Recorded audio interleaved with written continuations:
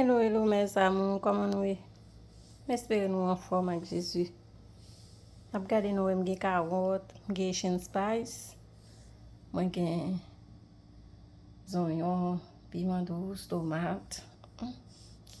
Zonyon, piment douce, c'est pas tomate. M gen beurre, m gen un pile bagay la m bral fè. Guys, m bral fè salade, men c'est à carotte. Gen do a rele l carotte blanchi, gen do a rele gratine jonvle, whatever. La wè, m fin rache carotte mwen. Kounya m bral mette sous du feu. Guys, regardez ma fond beurre mwen.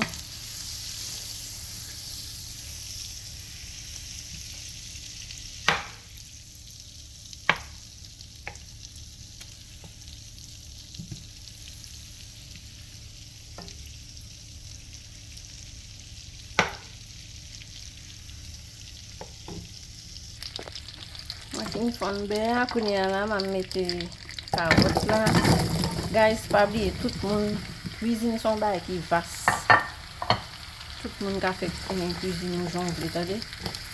Moi-même, ou ka mette carotte la bouillir s'il vous plaît.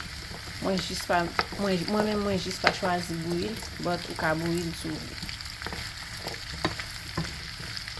M'a quitter le pour un petit chalet tout petit et puis